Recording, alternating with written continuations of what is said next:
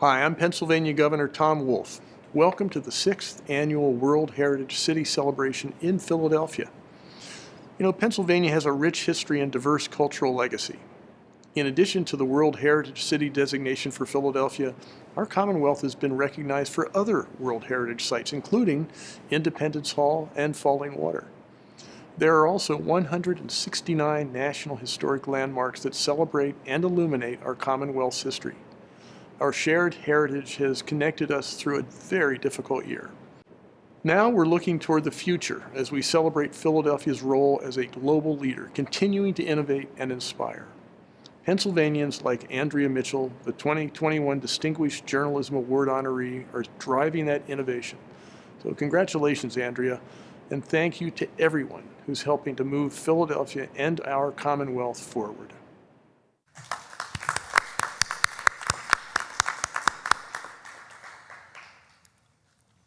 Each one of us has been through a tremendous upheaval in the last 18 months. Our organizations have pivoted. Individually, we have been challenged, and each one of you has numerous stories to share with each other as we finally meet again. It is our stories that make us human, our stories that connect us to each other. We at GPA are excited to continue these stories and sharing our city's heritage. There are so many of you to thank tonight. Of course, I want to recognize Member of City Council, Councilman Green, here tonight.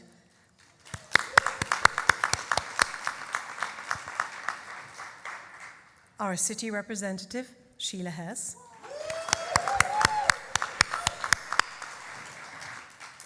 For being here with us. And of course, the Governor for introducing us with his words, and Mayor Kinney, who was with us earlier at the cocktail hour.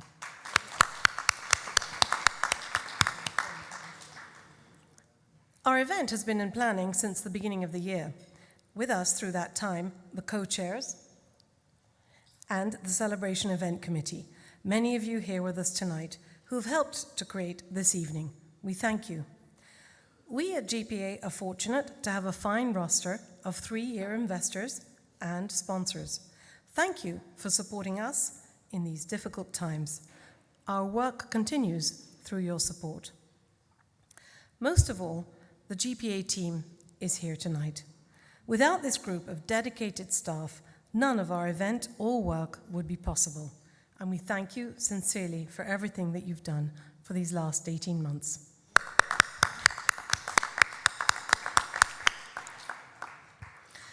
We are indeed lucky to have as our board chair, Rob Mcneil, managing partner for Deloitte. It is my pleasure to introduce him to you this evening. Rob.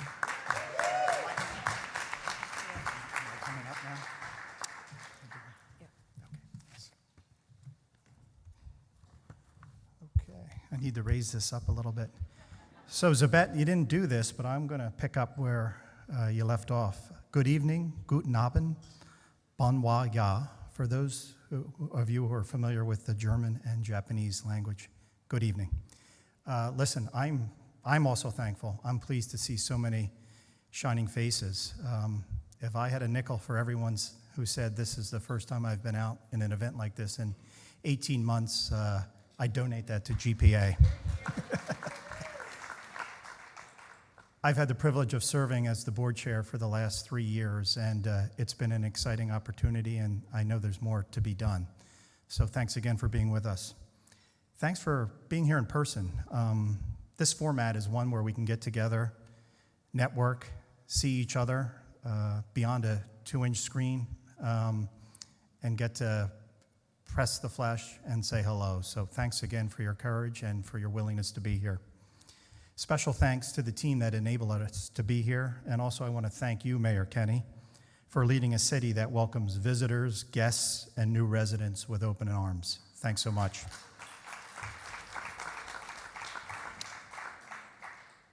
GPA is first and foremost an association that serves its members. I wish to thank our member organizations and the individuals that continued our support and guidance. Many of them are here tonight, and they are acutely aware that we live in a global world, and they understand the importance of celebrating their own heritage and Philadelphia's place in history and Philadelphia's place in the future. So thanks for being with us. Just a couple more comments here. GPA supports its members and works with so many other organizations in this region and beyond to really help Philadelphia and the entire region stay globally connected. Please check out the impact report that we placed in each of your bags tonight. Take a look at that and as you leave, and you'll see the great work that's been done. GPA is a small organization, but a mighty one. We are nimble, and we help knit the fabric of the key global relationships in this region. Thank you, GPA. It's okay to clap. Okay, you see it behind me. Our city is currently welcoming Afghanistan evacuees, and 3 GPA member organizations are leading the way. Do what you can to support these organizations and our new residents here in the city of Philadelphia. Being together as a community tonight does mean a lot to me. It's a powerful statement that we know the importance of teamwork and working together, and we're not in this alone. We have the support, and we can get through anything, including this pandemic. Thanks for your support. Many people ask me about World Heritage designation, and I tell them this: Philadelphia's World Heritage designation is not a destination, it's a journey. What does that mean? We need to continue to use this independent global recognition of our importance as a city in this world. We need to take care of our residents, capitalize on our assets, educate our students, especially about the importance of their heritage. We need to connect globally and continue to do that. We need to drive economic growth and prosperity for everyone in this city and this region. I've got one global update for you today. Thank you, Sheila Hess. This is hot off the presses, is that our General Assembly of the Organization of World Heritage Cities elected Mcneil D. Thies from Quebec as the new Secretary General. We look forward to working with the new administration and showing our Philadelphia grit to the world. Okay, now it's my pleasure to thank first our future generation co-chairs, Leila El Tanir and Divi Antahori, for their leadership. Stand up, please stand up. Give them a round of applause. These two are great. I want to thank them for their leadership, their dedication to all things global, and their great ideas and energy in planning this event. So thanks, Divi, and thanks, Leila. Now, let me introduce 2 world-class Philadelphians and dynamic co-chairs. I call them the All-Stars, the Reverend Dr. Lorena Marshall Blake. Come on up here. And the professor, that's what I like to call him, Mr. Alan Greenberger. Come on up, folks.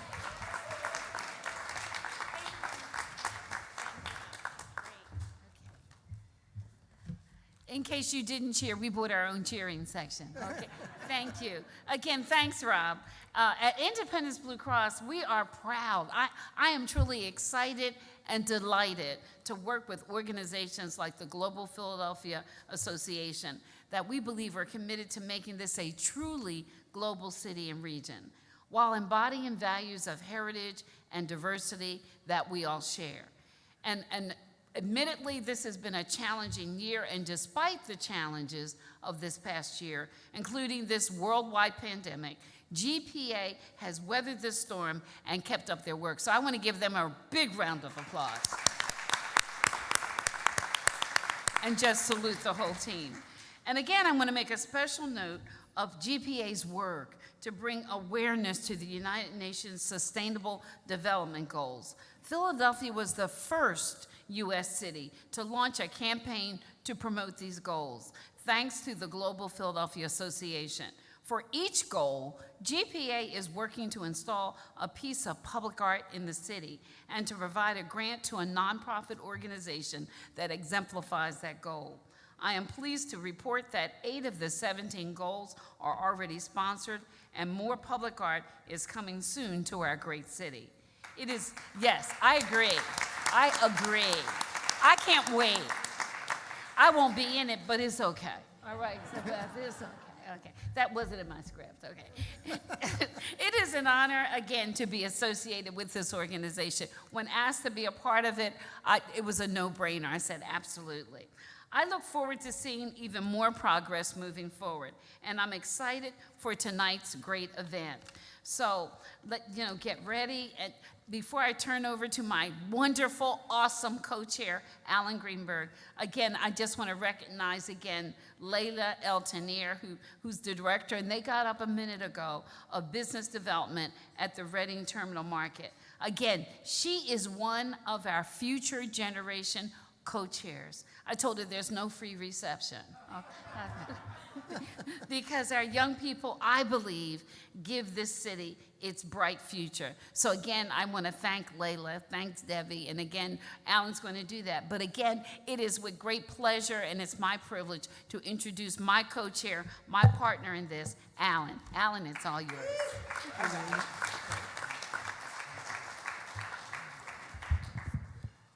I'm looking over Lorena's shoulder and I'm noticing we use the same giant type in these notes. Stop telling our secrets. Can't think why. Well, before I get started, I just want to say, just on a personal note, it's been a year and a half, a year and more than a half.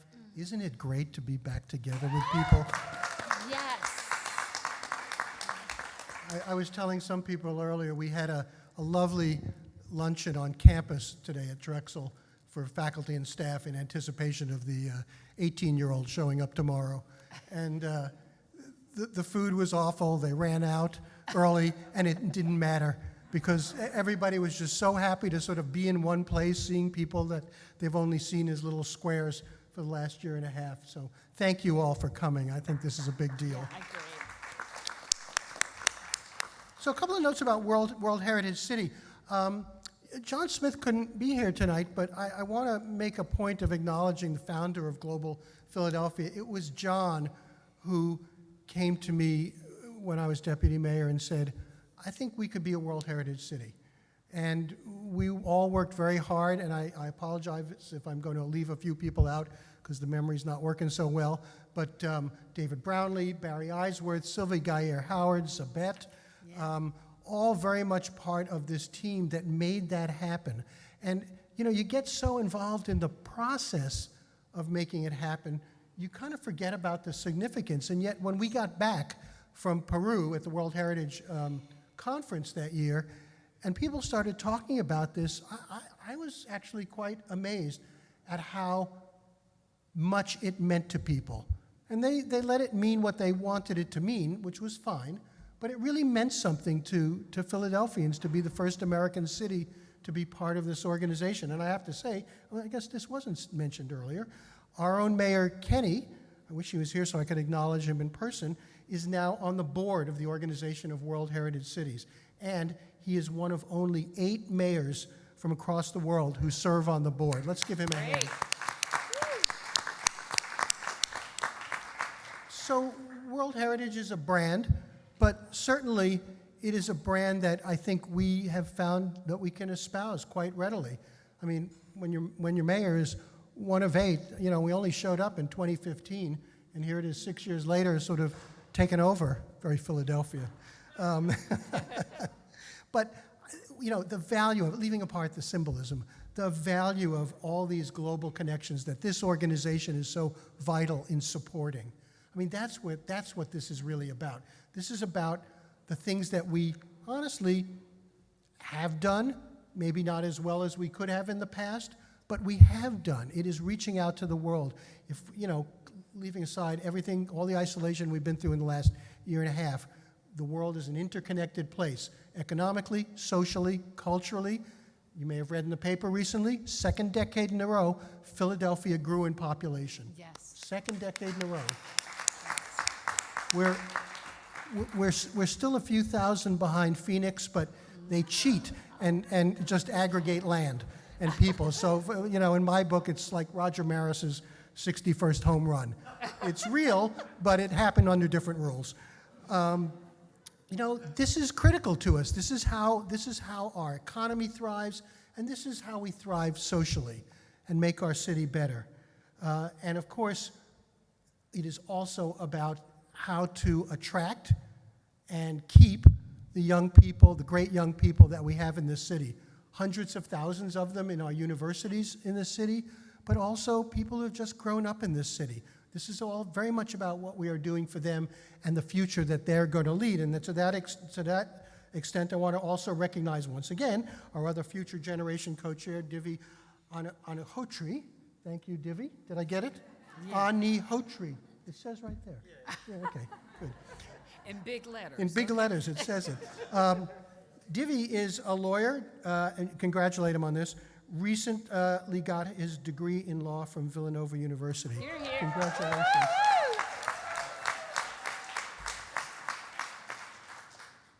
Divi, Layla, and all the other young people who are going to shape our future.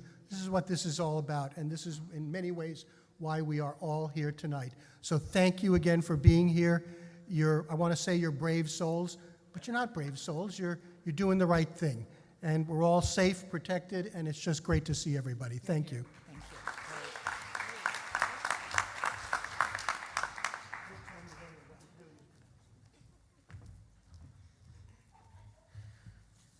So I know that you're all here to hear a fireside chat between Andrea Mitchell and Kristen Welker. But before we get to that point, there's some important piece of business to do, because we are awarding to Andrea Mitchell a Globie Award tonight. So first, let me get that for you and show you how it looks. Thank you so much, Zabed and the Global Philadelphia Association for this Distinguished Journalism Award. And thanks to Board Chair Rob Mcneil for his commitment to our beloved global city. I'm so proud to join the cadre of previous awardees to accept this Globie, this beautiful award. I so wish I could be there in person in my adopted hometown, with all of you celebrating the city of Philadelphia, the place that gave me my start in journalism and was home to so many formative experiences in my earlier career, starting, of course, as a college girl at the University of Pennsylvania, and then going on to become a journalist at KYW Radio and finally at KYW TV. I want to also thank you for everything that you have done for our city, the city that I love, the cultural institutions, the history going back to Ben Franklin, all the civic associations, the museums, the orchestra, everything that I love about Philadelphia, especially the people of Philadelphia. So thank you again to Zabet, to Rob, and the Global Philadelphia Association. Next year, let's do this fully in person. This one's for Andrea. And I just want to show you that it actually spins. And this is the favorite trick of our very own Dr. David Brownlee, who's in the room tonight. Thank you. So now we're going to hear from Lorena again, because she's going to introduce to you Andrea Mitchell and the Fireside Chat. Lorena.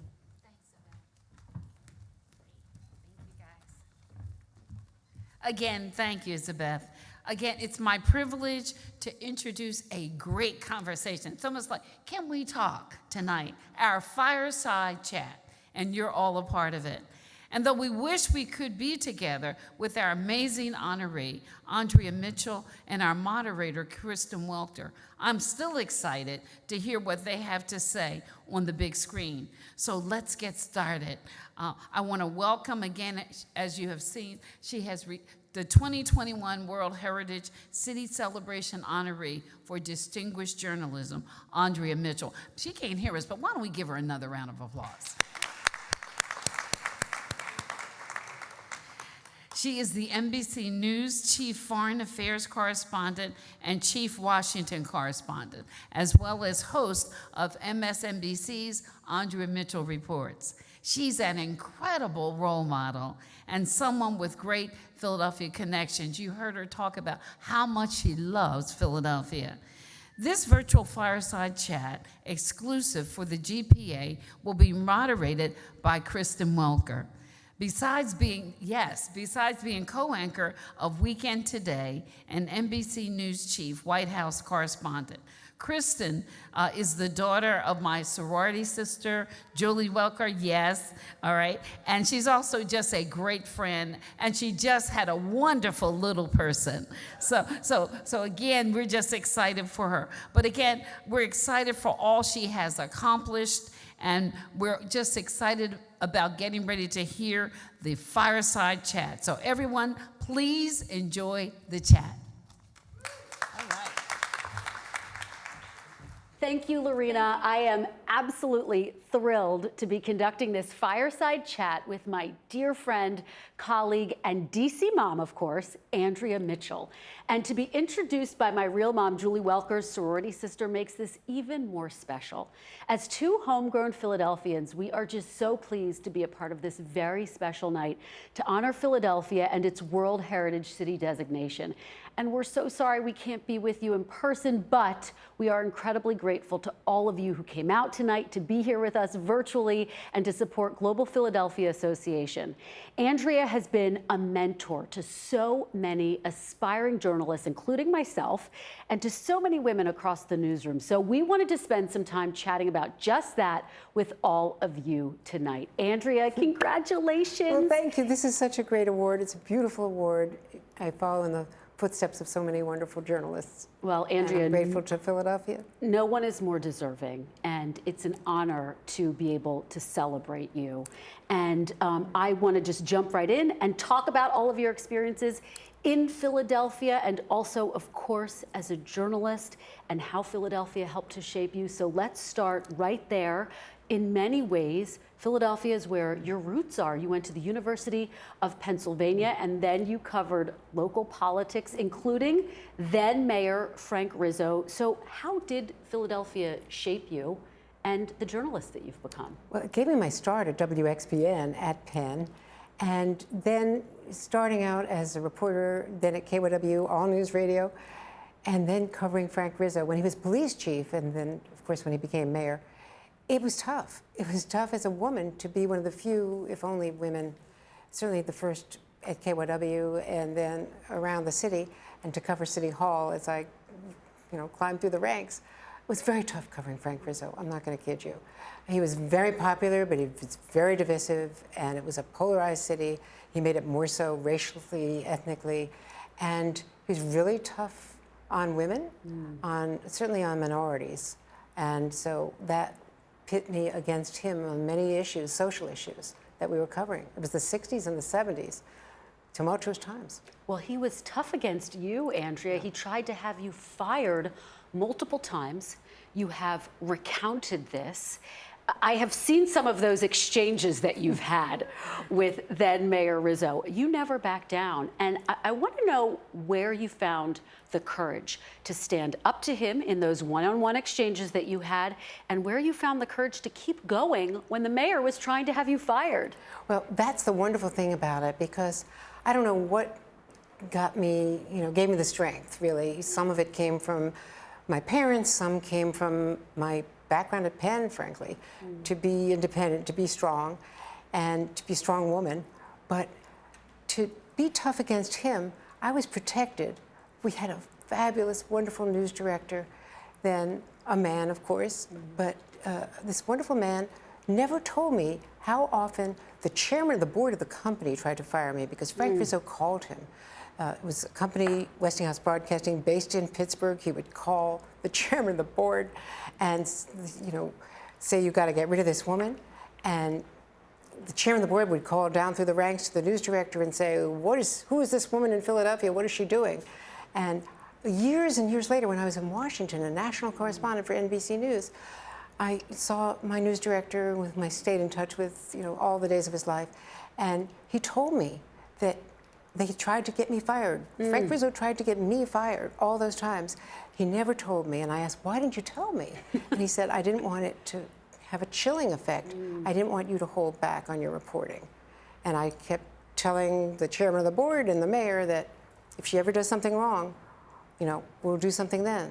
But until she gets a fact wrong, I'm not gonna stop her. And you never got a fact wrong. Well, I don't know about that, but I do know that they really supported me. Yeah. I've had the good fortune, even now, up through now and today, tomorrow at NBC News and MSNBC, to always be supported by wonderful leadership in the news profession. What went through your head when you heard that you were being supported, even though you didn't realize it was happening at the time? I was very moved by it, and it made me realize how important it is to support others in journalism. Now that I have some seniority and can have some influence, internally and externally, professionally, to mentor other people and to give them support behind the scenes. I think it's really important. You paint this picture that, frankly, I think is tough for a lot of women these days to imagine, which is that you were the only woman in the newsroom in many instances, not always, but in many instances. Andrea, talk about what that was like. I want to delve into your mentorship because, of course, that's such an important part of who you are and who you are to me. But talk about what that was like. When I got to the DC newsroom, you were my first phone call. You didn't have an Andrea Mitchell to call. There were very few role models even on the national scene. There weren't women covering politics. We were segregated, sent to do social stories, social life, what they call women's issues, the women's page. It was a holdover from print journalism. And when we started covering politics, I remember once going to Harrisburg to cover a welfare rights organization on the front steps against the governor back in the 60s. And I tried to file my story for KYW Radio, and I couldn't get into the newsroom, the Capitol newsroom, because the dean of the correspondence there said they didn't allow women in. I had to find a woman legislator who let me use her phone. So, women were just not accepted in the world of politics, and certainly not by Frank Rizzo in the city of Philadelphia when I was covering the police beat and then covering the school system, and then became the City Hall and political reporter. But that's where I also was given the opportunity to cover the national conventions in 1972, both Democratic and Republican conventions, for the Westinghouse Broadcasting Group to cover the debates in '76 with Jimmy Carter and Gerald Ford, to go on the road and cover big campaigns. It gave me my thirst for national politics as well. Well, all the more extraordinary that you were covering these incredibly tough beats. How did you convince your news directors in Philadelphia, but then, of course, on the national stage, once you arrived here at the network, to let you cover the stories you wanted to cover? Well, that was still tough for women. We did have one of my great mentors, Judy Woodruff, was our White House correspondent. So we had a few women who were breaking through, but not that many. And to cover national politics, to go to be a congressional reporter as I was, and now to cover foreign policy in the State Department and politics, we just had to have more people, more women do it and prove that we could do our jobs. How do you think all of those tough exchanges that you had with Mayor Rizzo, but other leaders in Philadelphia at the time, how did that prepare you for these remarkable exchanges we have seen with you and world leaders, secretaries of state? You've been dragged out of the room more than one time or told no more questions. Literally dragged out of the room in Damascus once by one of Assad's people, Assad's father's people. And, when I was going to Darfur with Condoleezza Rice, and she stood up for me in Sudan against that terrorist leader. She would not leave to go on to the next stop without getting an apology from the foreign minister that I was forcibly dragged out of a photo opportunity. But, it prepared me to cover the rough and tumble of Philadelphia politics. And there's no mistaking that for all of our wonderful Quaker background and the wonderful history of, what happened down in Independence Hall, we have rough and tumble politics in Philadelphia. And it was tough then. It's always been a big city, wonderful political mix of people. And that's what I loved about it. I love people. I love the neighborhoods. I love, the Reading Terminal Market, the Philadelphia Orchestra, the Art Museum, going to Fairmount Park. I mean, I just love West Philadelphia, where Penn is, and all of the wonderful places in South Philadelphia where we'd, shop for our food and meet people and talk on the street, the Mummers Parade. I mean, the city is so special. The heritage of Philadelphia is so special. And I think it prepared me for life, for covering national politics, for everything. You're naming so many of the places and people and things about Philadelphia that are so special to me as well. And I wonder, when you talk about the preparation, when you're in those moments, Andrea, where, what you just described in Darfur, where you're literally being dragged out of the room, do you get scared? Or what do you do in those moments to keep moving forward and to say, I'm going to get an answer to my question, or at the very least, I'm not backing down from my question? I get determined, more determined. I get a little angry, and then I get scared later. sometimes when I think about what just happened. There were some moments when I was really scared. Once when I corrected something that President Reagan had said, and I got a furious, profane call from the chief of staff. And what was it you corrected, for those who don't know the story? Well, it was a news conference about the Iran-Contra scandal, his first big, tell-it-all news conference, and he denied that any money had gone to a third country, which we knew we'd been told was true. And I challenged him on it, and they had to do a correction in the next 20 minutes. It was a prime time The White news House had to do a correction. White House did a correction. And so, I ran the correction out to the North Lawn to my, colleague who was on the air then with Tom Brokaw, and got down on my hands and knees in the mud and handed it up to him. So we got it on the air before they went off the air at 9 o'clock and ran back, and the phone was ringing. And it was Donald Regan, the chief of staff of the White House, who was imperious and strong. And he just read me the riot act and told me he was going to get me fired. And the pit of my stomach fell as though I were on some front line. I could have been on the war zone the way I felt that day. Were you afraid you were that going to night. get fired? Yeah, I was really scared that I was going to lose my job. But nothing ever happened. You didn't. No, NBC has been so loyal and so strong and determined in terms of, really good reporting, which I hope I contribute to, and strong journalism. Well, I was going to say, in some ways, it sounds like you had the support here Absolutely. at NBC that you had in Philadelphia when you were starting. No, it's People so who true. believed in you, and the fact that you were this huge, irreplaceable asset from day one.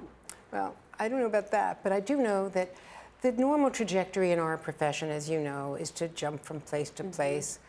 And I've been here, more than 40 years, and it's for a reason. I really love what I do, and I love this place, and the institutions and the legacy that we are. Let's talk about mentorship, because you frankly are a trailblazer in the field of journalism. But I think, Andrea, women of all different fields look to you and feel inspired.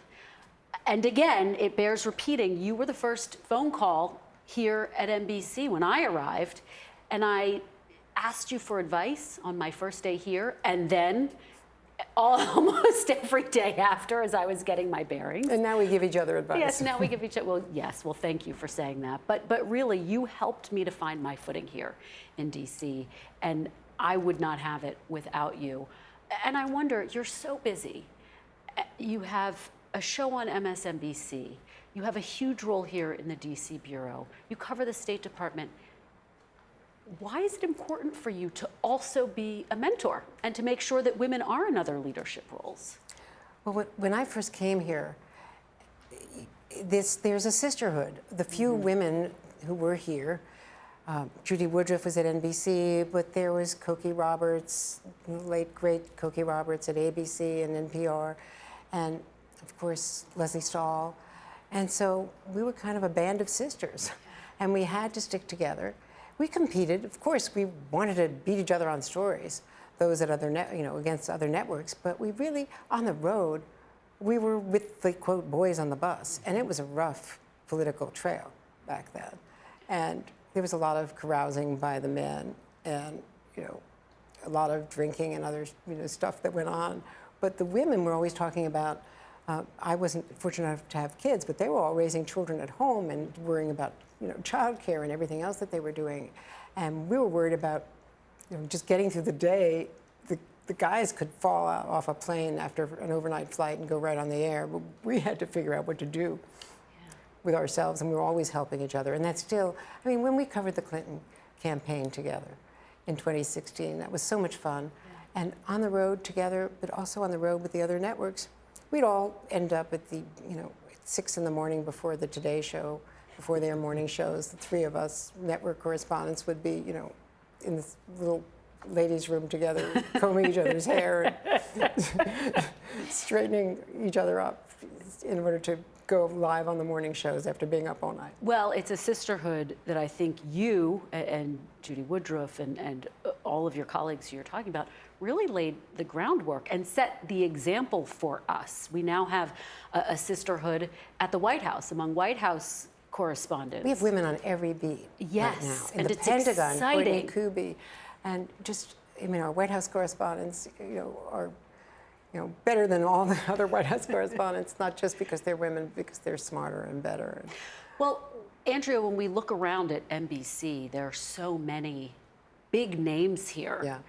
Women in leadership roles, and they're there because they worked with you or because you mentored them. Libby Least is one that comes to mind, really at the top of that list, someone who you mentored. Sure. Michelle Perry, who is your executive producer.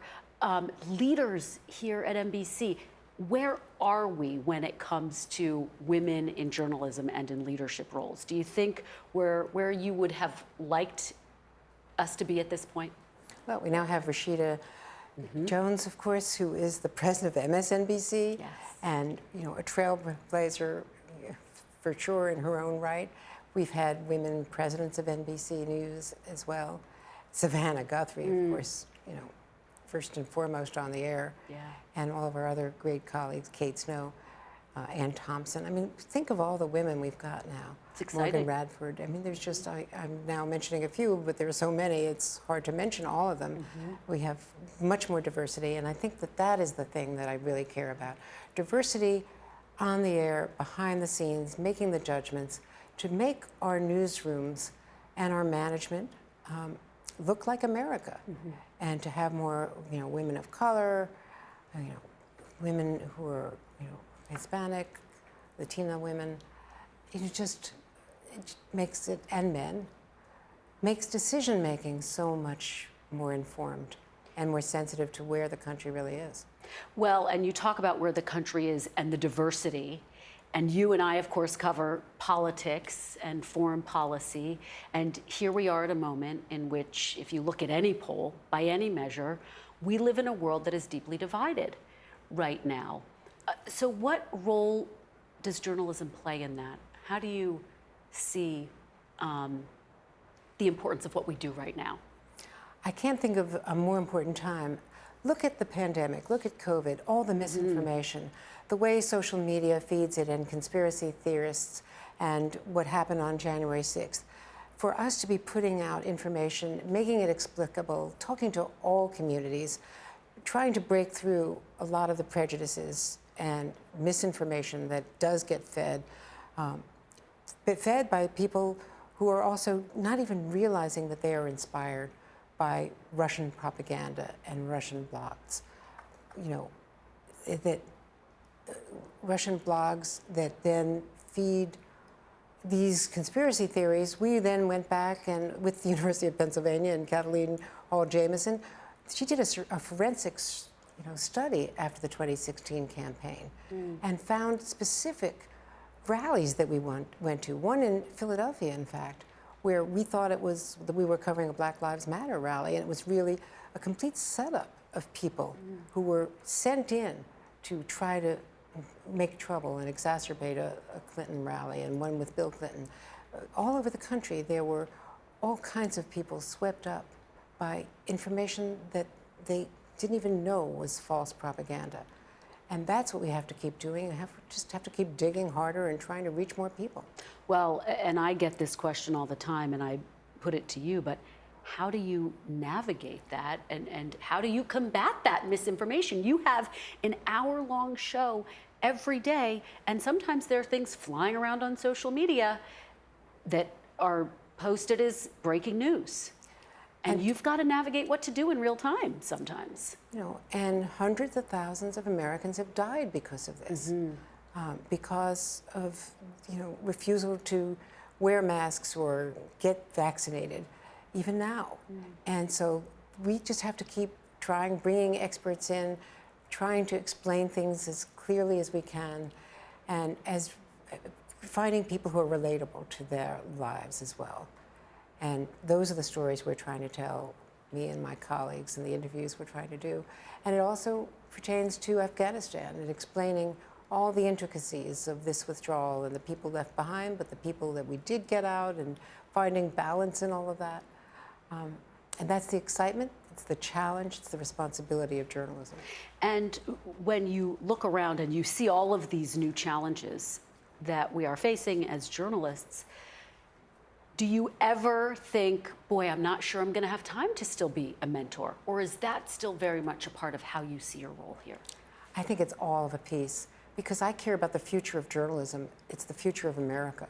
And I want our journalism to be as strong as it needs to be for the moment, for future moments, on climate change, on other challenges. And it can only be strong if it represents all of America, people of all colors and all genders. So let's talk a little bit more broadly about Philadelphia and about this specific event. Of course, the mission of GPA is to raise Philadelphia's global profile. Given all of the formative years that you had in Philadelphia, what does that mean to you, Andrea? Philadelphia made me what I am as a person. And in the years since, my activity, my devotion to the university and to the larger West Philadelphia and Philadelphia community through the work that we do at the university, through healthcare, through education, through all of our city planning and architecture and urban design and environmental science, all of that is really for the benefit of society. But I learned in Philadelphia to really become a global citizen, if you will, and to care about people. I was raised that way by my parents and raised to be, socially active, to be a volunteer, to believe deeply in charity, which is part of our traditions, religious traditions as well. Can you tell us a little bit more about that? I think people would be interested to know how your parents raised you with an eye toward the world around you. My parents were extraordinary. They were great leaders in our hometown, because I didn't grow up in Philadelphia. I grew up outside of New York City, and they were always contributing to education, to the synagogue and everything that we did. My father helped, raise the money to build the synagogue, and to teaching. My mother worked for the school system for years, and then went on after, we got out of high school and went on to college. She went on to a full-time career in education, in higher education. And they believed very strongly. I mean, my mother was a Girl Scout leader. My father was a Boy Scout leader. My father was active in the Little League. He taught his girls how to play softball and taught me how to play hardball, perhaps. We loved sports. We had great activity, but music was really the thing that consumed us. My sister and me, especially, consumed me as a child, and they gave me every opportunity with the violin and the piano. Wanted me so badly to be a violinist, and I was such a disappointment. I mean, I was good, but not great. And so you could never be a disappointment. But, and then I had to decide whether to go to music school. And I went to Aspen Music School in the summers, but whether to go to a liberal arts school or to go study music full time. And I went to Philadelphia really because of Penn and because Curtis was there, and I thought I could juggle both. But then I fell in love with college radio. But it was also a period of activism when I realized it was the 60s, Vietnam War, and the great civil rights debates. And I realized that if I was going to be a journalist, I had to not take sides. And so all of my fellow students and graduate students, when I was starting out as a journalist, were out there in marches and protests. And I knew that no matter what you believed or how you were raised, that you just were there to cover the story. And it was a revelation that you had in Philadelphia, which is remarkable in some ways, because here you are in a city that was, in many ways, the center of all of this debate and everything that was happening at the time. It was actually when my brother, who was my younger brother was a student at Penn, and he called one night and said, "We're having a candlelit light ceremony, protest at Independence Hall." Your own brother called. My own brother, and he picked me up, and I wanted to see what was going on, and it was a protest because of the the Nixon incursion into Cambodia.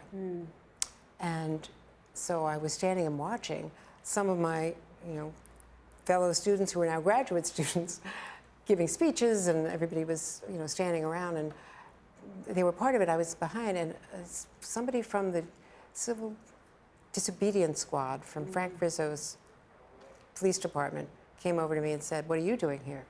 And I said, "Well, I'm just watching." And he said, "Are you watching or are you a participant?"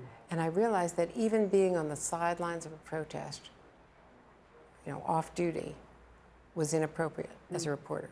And it's the last time I ever did something like that. It's an incredible memory. You paint all of those images and pictures and lessons that you learned in Philadelphia, and I wonder, against this context of Philadelphia being a global city, what are your impressions of Philadelphia then and now? Oh, well, it's transformed. Yeah. And it was frankly a very divided city. Black versus white. The police chief who turned mayor did not help that.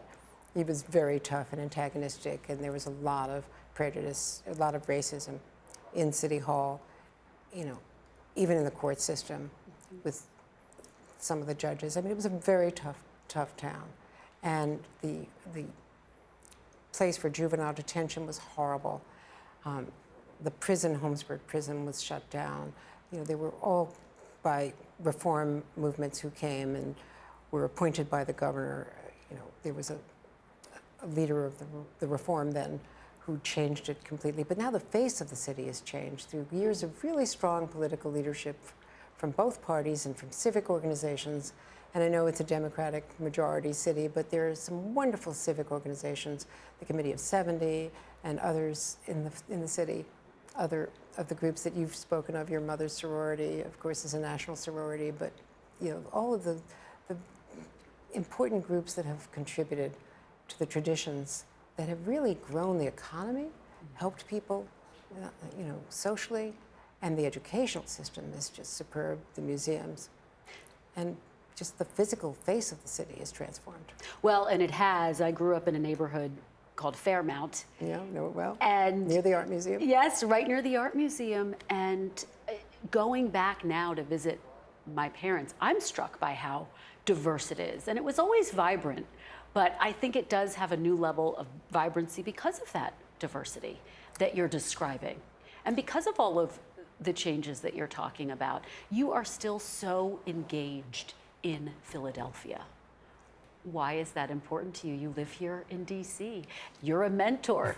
You are covering politics at the global stage here for NBC News. Why is it important for you to stay connected always with your Philadelphia roots? Because Philadelphia is such a special place. It's unique, and it's part of my bloodstream now. And having started at Penn, I was a trustee for 20 years at Penn, and now I'm emerita. And that's why my husband and I started the Center for the Study of Democracy at Penn, so that students who follow me can can learn more and advance the study of democratic institutions. And I've got a music program there, and the English department has been part of my efforts, and we've got a few professorships there that we fund just to keep it on going. You are one of the people who has continued to promote Philadelphia as a global city.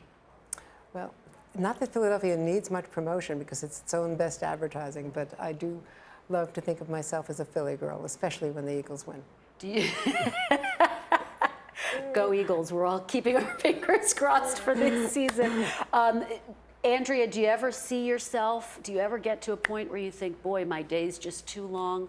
I don't know if I can continue to stay engaged in Philadelphia and mentorship at this level. No. I have to keep up with all of you. And no, the world is changing so quickly, and there's so many things we need to stay on top of. And I love what I do, and I wouldn't have it any other way. Well, we love what you do, and what you do is such a contribution to Philadelphia, to the world around you. What a great conversation. I could spend hours chatting with you, Andrea, about all of this. It was so great to be here with you and to give GPA's guests an inside perspective on global matters and your journey in this profession. So thank you, Andrea. We want to say a big thank you to Zabet, Rob, Lorena, and Alan for having us as part of this very special celebration. And thank you, Kristen. Thanks for being here. It made it so special to have you, my younger sister, here in Philadelphia. Thank you. Such a great correspondent, a great anchor. Thanks so much. And to you, Zabet and Rob and everyone at the Philadelphia Global Association, thank you for this beautiful award, for this wonderful event. Thank you so much. Next year, in person. Thank you, and good night. Okay. Well, thank you. Let's adjourn. There's plenty of drinks and food. And once again, I want to thank you for hanging in there, for participating. I've given an invitation to both Kristen and to Andrea to be here next year, September the 8th, the first Thursday in September, to honor another MSNBC anchor, and that's Ali Velshi. We have the great privilege and honor to bestow on him a Globie for distinguished journalism. So thanks again for coming this evening. Love to chat with you over there by the bar. Thanks again. Have a great night.